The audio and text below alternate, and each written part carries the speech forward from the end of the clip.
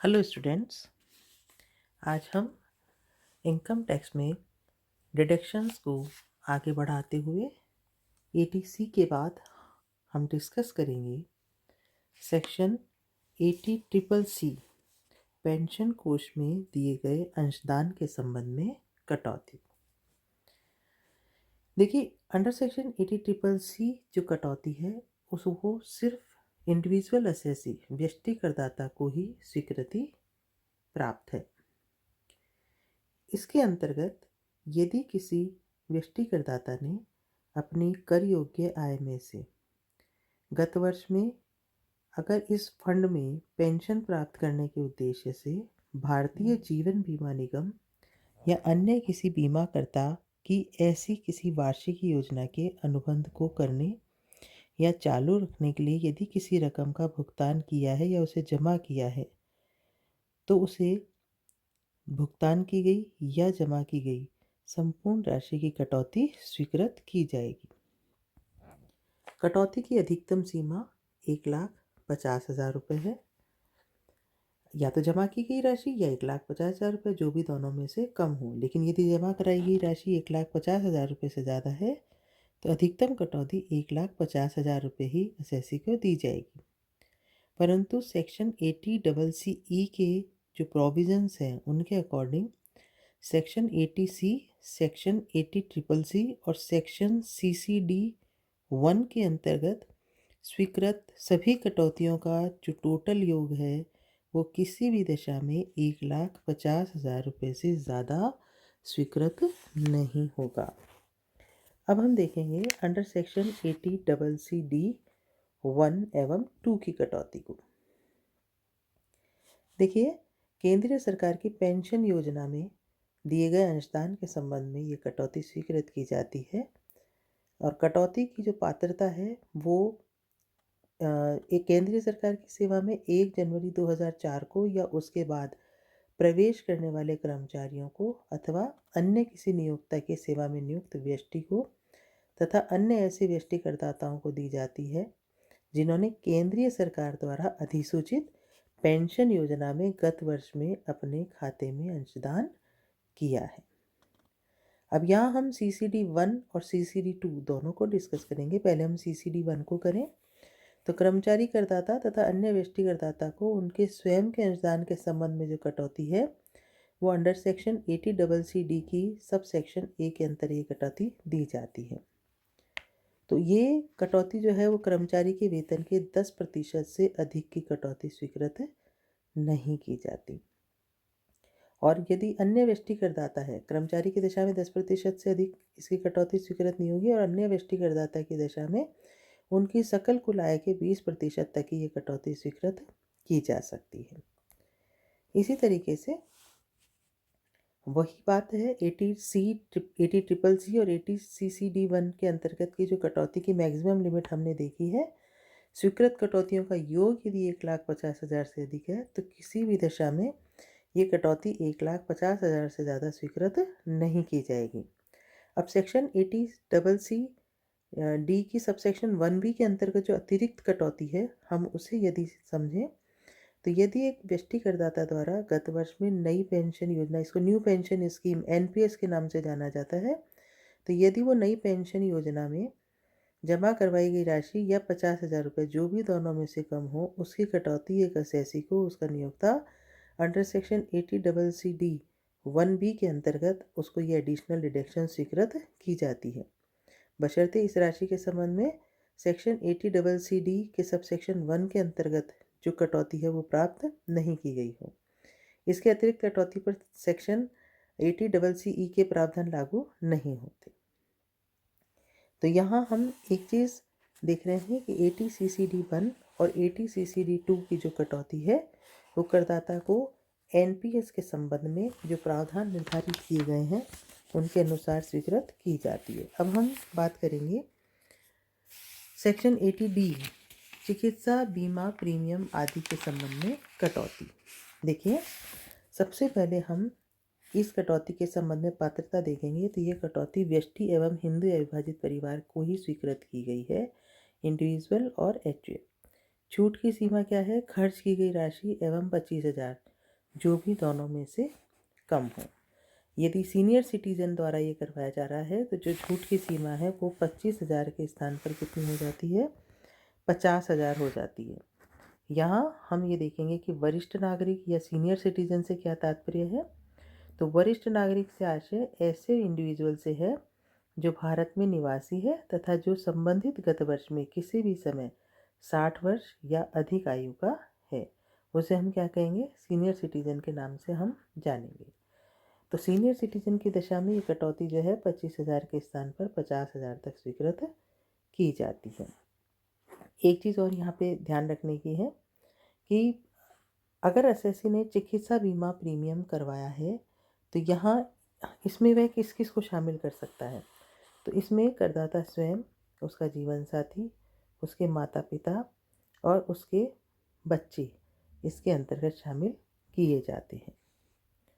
अब हम देखेंगे सेक्शन 80 बी की कटौती, चिकित्सा आदि के संबंध में कटौती।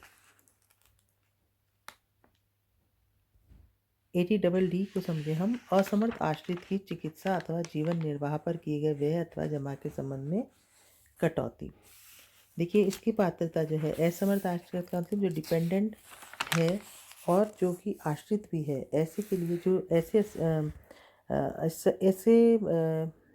आश्रित की चिकित्सा अथवा उसके जीवन निर्वाह पर यदि करदाता ने कोई व्यय किया है गत वर्ष में, तो सेक्शन 80 बी में ये कटौती स्वीकृत की गई है। इसके लिए एचयूएफ और इंडिविजुअल ये दो ही जो असेसी हैं वो इसकी पात्रता रखते हैं, उन्हें ये कटौती स्वीकृत की जाएगी। और इसकी जो अधिकतम सीमा है वो 75,000 रुपये है।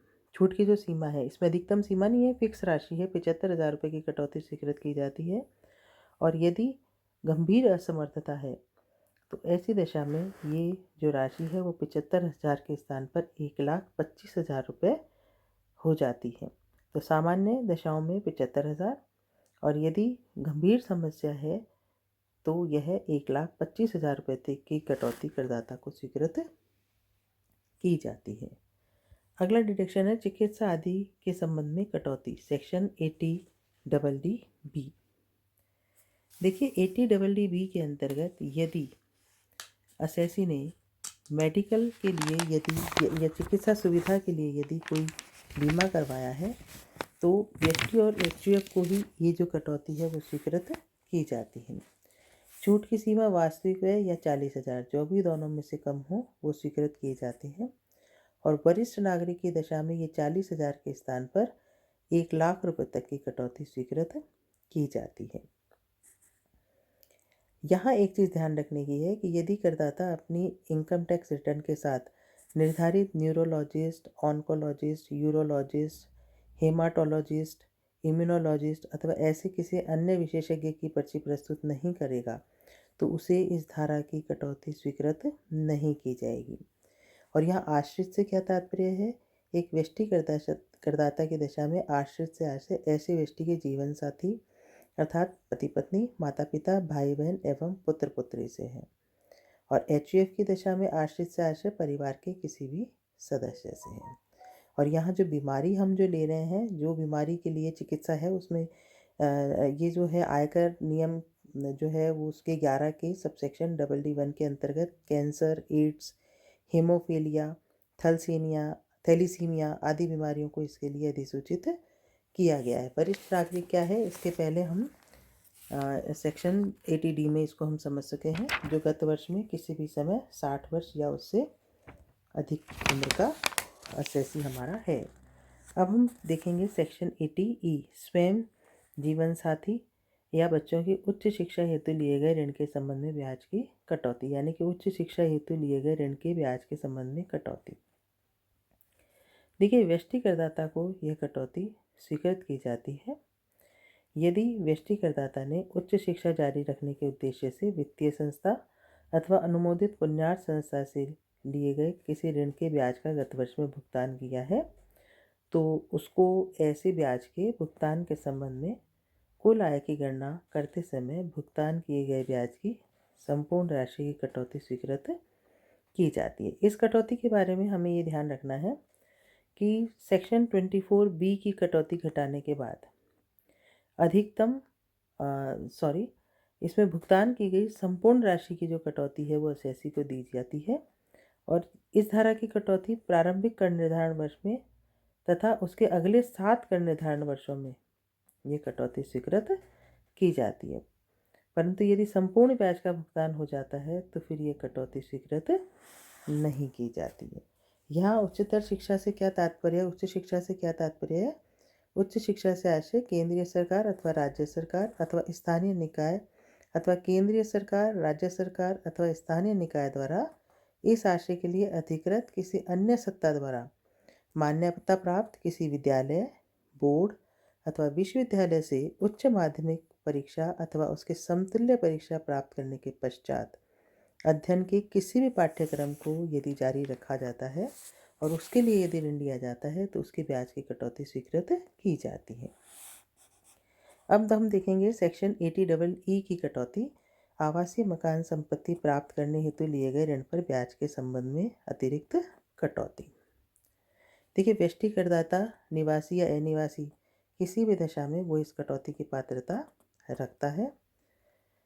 जो ऋण की स्वीकृति है वो वित्तीय वर्ष 2016-17 में होनी चाहिए, भले ही इसके लिए आवेदन वित्तीय वर्ष 2016-17 से पूर्व असेसी ने कर दिया हो, और स्वीकृत किए गए ऋण की राशि 35 लाख रुपए से अधिक नहीं होनी चाहिए। यानी कि 35 लाख रुपए से अधिक का ऋण नहीं होना चाहिए स्वीकृत राशि। और आवासीय जो संपत्ति है उसका मूल्य 50 लाख रुपए से अधिक नहीं होना चाहिए। ऋण की स्वीकृति की तिथि को करदाता किसी अन्य आवासीय मकान का स्वामी नहीं होना चाहिए। यदि ऐसी इन आवश्यक कंडीशंस को पूरा करता है तो वो सेक्शन 80EE के अंतर्गत आवासीय मकान संपत्ति प्राप्त करने के लिए लिए गए ऋण पर ब्याज की अतिरिक्त कटौती प्राप्त कर सकता है। अब कटौती कितनी होगी? इस धारा के अंतर्गत आवासीय मकान संपत्ति प्राप्त करने के लिए जो ऋण असेसी ने लिया है उसके देय ब्याज के संबंध में अधिकतम कटौती 50,000 रुपये तक की उसे स्वीकृत की जाएगी कर निर्धारण वर्ष 2017-18 में अथवा अगले कर निर्धारण वर्षों में, जब तक कि ऋण की राशि बकाया हो तब तक उसे ये कटौती स्वीकृत की जाएगी। अब हम देखेंगे सेक्शन 80EE की कटौती। आवासीय मकान संपत्ति प्राप्त करने हेतु लिए गए ऋण के ब्याज के संबंध में कटौती। सेक्शन 80EE ये खाली इंडिविजुअल असेसी को यह कटौती स्वीकृत की जाती है। साथ ही साथ उसे धारा 80EE के तहत कटौती का दावा करने की पात्रता नहीं है। यदि मान लीजिए अपना असेसी 80EE की कटौती के लिए यदि क्लेम करता है, दावा करता है, तो फिर उसे सेक्शन 80EE की जो कटौती है उसके लिए वो एलिजिबल नहीं होगा। उसने आवासीय मकान संपत्ति को प्राप्त करने के लिए किसी बैंक या आवासीय वित्त कंपनी से ऋण लिया है। ऋण की स्वीकृति वित्तीय वर्ष 2019-20 के दौरान होनी चाहिए। आवासीय मकान संपत्ति का स्टाम्प ड्यूटी मूल्य 45 लाख रुपए से अधिक नहीं होना चाहिए। ऋण की तिथि को करदाता अन्य किसी आवासीय मकान संपत्ति का स्वामी नहीं होना चाहिए।